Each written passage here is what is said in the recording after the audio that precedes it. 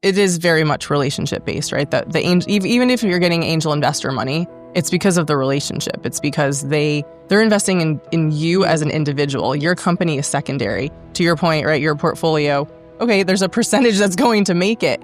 But from an individual, like maybe you'll reinvest with their next business with that CEO. You know what I mean? Mm-hmm. So I really encourage the relationship building and the learning that comes with, this might be my first or second business.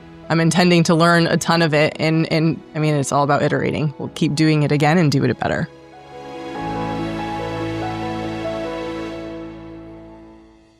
Hey everyone, it's Tamara Thompson with Women Unlocking Wealth, and I'm here with my co-host Danielle. Hey everybody. And our next guest, I'm super excited because we actually met at an incredible dinner party not too long ago, Daniela Santangelo, and you are the CEO of Freeway.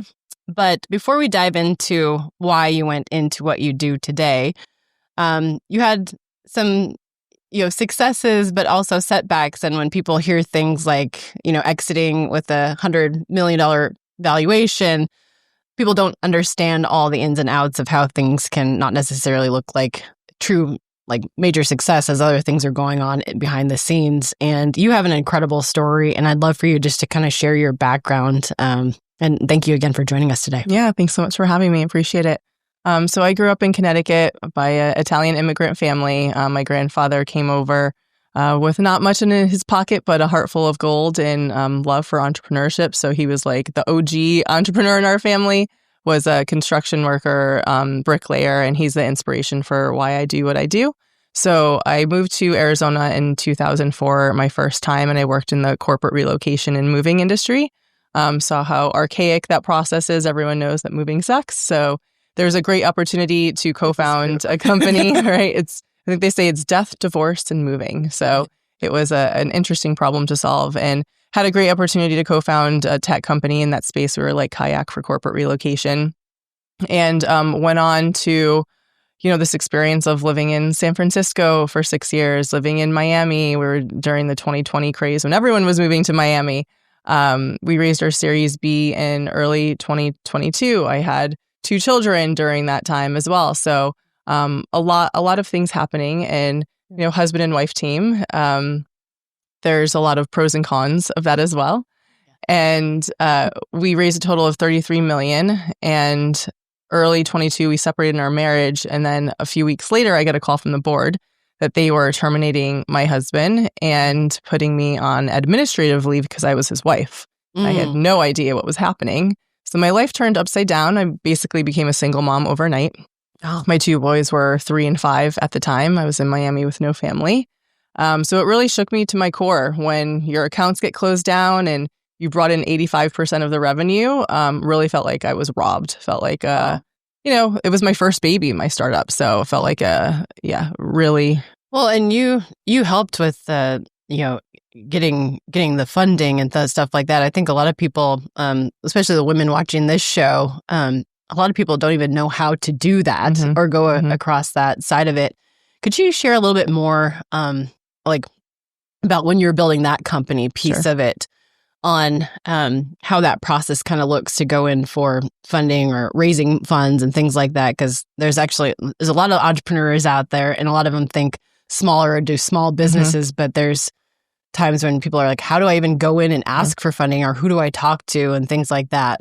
Yeah, absolutely. So we were living in Sonoma County at the time. So we were in wine country and we ended up finding out about the angel investment groups that were up there. And we basically had to build out our MVP, Hack Together, to really show that traction first. And this was 2014. So our MVP was actually screen recording software over FaceTime and Skype for customers to give a video of the items that they were moving in their home so that we can process it and give it weight and cubic feet. This is not revolutionary, right? Yeah. It wasn't, but we sold it for $3.35 to moving company owners around the world. That's incredible. And showing that traction is what our first angel investor was interested in seeing to cut us our first $50,000 check, right? So that's really you have to do the gritty stuff of, okay, it's not perfect, it's ugly, it's hacked together, but the purpose is, let me show the pent up demand in market. Let me show that this is a problem worth solving. And that's an idea and an opportunity that an investor can get around. Do you ever feel like there's certain companies that for me, like we have a service-based business. We don't need the funding. We just go make sales. And so like at what point do you see, like what types of businesses do you see that are the ones that need to go and seek funding like that? Yeah, no, it's a really good point. And I encourage a lot of founders of like, hey, do you really need funding or can you just get more customer revenue? Exactly. That's always ideal. Yeah, just go make sales. Yeah. And I think the landscape has changed so much throughout the last 5-7 years as well. You know, when we were raising money during our time, it was a lot more accessible than now. So, but there is definitely the right types of companies. When you're talking about robotics and deep tech companies, when they're in R&D periods for 5+ years, you're going to need those larger check size to help you, really be able to experiment with the technology and get to market. And then it's the repeatable stuff too, right? If you've been able to bootstrap a company for a period of time and you're like, here's what we've been able to do. Imagine if we had an infusion of capital to exponentially grow, then that becomes more attractive too. But yeah, the companies that are, I need investor dollars in order to start or in order to launch. I'm like, there's things that you can do. And the thing is, so what's your business plan? I've personally invested in 33 other companies, and a few of them have already went out of business within 3 years. We literally just got a liquidation check for 15% of what we invested. It's like ridiculous. Lost it. So I mean, if you can get away with not going for funding, cool. Because like your story is like that would be a nightmare for me, and I can't believe that you made it through. Like you're super resilient person to be able to do that. Yeah, I think funding is more seen in the tech space, Silicon Valley, San Francisco. It's just like kind of a normal opportunity with a lot of the connections out there, at least the ones that I've met through the years. And it was newer to me because when we started our company, we didn't even think like that because we weren't even evolved around. We're like, funding, we're like, what's an equity? Like what all these things, like all the lingo. And then, we started thinking like, oh, well, you can get an SBA loan, you could get investors and things like that. But we like took that dive to be like, hey, let's go in and do this. And we literally just started joining networks and building relationships with people to build opportunities through that way. And that it was interesting. And then people were like, oh, you could get funding. And I was like, nah, we don't need to do this, and we built a multi-million-dollar agency all through relationships. We actually didn't do paid advertising for the first 5 years of business. But then when we did do paid advertising, we were like, why did we do this sooner? So, I mean, there's so many things that we learn as women. And the thing about this show is that we talk about, these resilient stories and things that women have gone through because, it's like, what is it? 1.9% of women don't even reach $1 million mark in their business because there's so many small businesses out there. And a lot of people, of course, have jobs. But what would you say to a woman that, is going out there and maybe she is looking for funding or things like that? Would you tell her that's the route to go at this point, depending on what company like she started or, depending what spot she's at, I guess? Yeah, I think it depends on a couple of different factors. Is like everyone's personal finance situation is different, right? And what they're willing to put up as, from bootstrap dollars or whatever they want to invest.